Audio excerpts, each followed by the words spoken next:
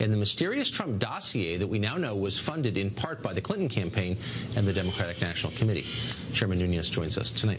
Mr. Chairman, thanks for coming on. It's great to be here. So one of the most terrifying facts that we've learned in the past 2 days is that the FBI apparently was one of the funders of this dossier, even after Trump was elected president. How can that be? Well, let's take one step at a time here, Tucker. So we don't know that yet. Part of the reason why we don't know that is because we have actually subpoenaed FBI and Justice Department to give us this information. What we know so far, that's we believe to be factual, from the Washington Post piece, is that the Democrats paid for the dossier. They paid Fusion GPS for the dossier. We believe that to be true, but we have Fusion GPS that pled the fifth. So they refused to testify. They're now trying to block us from getting information to get to financial records of who they paid, who could they have paid, who could they have hired, all those sorts of things. They're trying to block us on that. So on what grounds, by the way? On what grounds could you say we don't have a right to know that? Well, I mean, look, we've subpoenaed the documents, and we're waiting. We have the House General Counsel now representing us in court. But when you plead the fifth and then you go to court to try to block us from getting the information, and then it gets leaked to the Washington Post that the DNC and the Hillary campaign paid for this, I think we have a problem. Now I think the next focus is going to be on whether or not did the FBI use this dossier to get any warrants? Did they use it to open up a counterintelligence investigation? And if they did, if they're using unverified information to open up inquiries into American citizens, I think we have a big problem. From a political campaign. I mean, the purpose of this information, from a political campaign, which is unverified, in some cases demonstrably false, was to affect the outcome of an election. So it's a pretty simple question. You're the chairman of one of the most powerful committees in the House of Representatives. Why can't you get an answer? You would think we would be able to, and that is the problem. Well, is that constitutional? This is why the Speaker of the House came out this morning and called on DOJ to provide this information immediately to the House of Representatives. And this is why we're in court now, just trying to get this information. And look, this has been since March. It's not like this is new. We didn't just stumble into this. You know, these subpoenas were issued, I think, almost 60 days ago.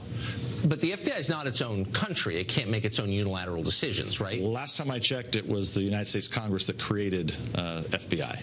So is there anything more terrifying than the prospect of an armed rogue agency? No.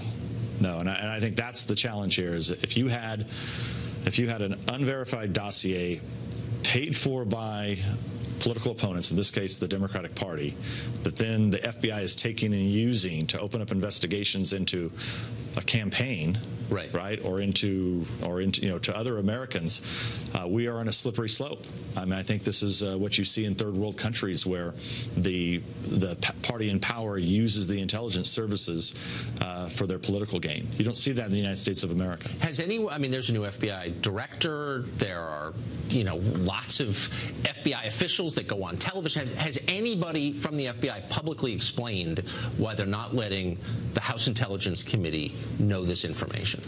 No, they have not. Not yet.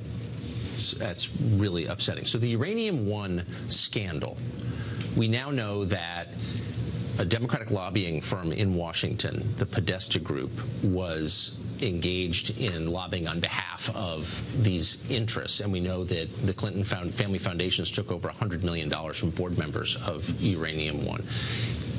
Is anybody going to get to whether the obvious happened? That was a quid pro quo. They paid, they got the deal ratified by federal agencies. We get to the bottom of that. So here's what I think is disturbing, and what we're looking for first. So the new information here, a lot of people are asking, well, what happened? This was 7 years ago. What happened? So first of all, you had Republicans back in 2010 wrote in opposition to the sale of Uranium One. Then we now have information. This is the new information. We have informants who have said that there was an open FBI DOJ investigation. We have people who have told us this. We don't know if it's true yet. But if it's true, shortly after that, so if you have an open investigation, how do 9 cabinet-level secretaries approve a sale? And then you have all the questions that you raise. Was the Clinton Foundation involved in this? What was, there was millions of dollars. And where was American national security and American interest in this? Not present. Mr. Chairman, thank you for coming on, and good luck getting that information. We'll get it one way or another.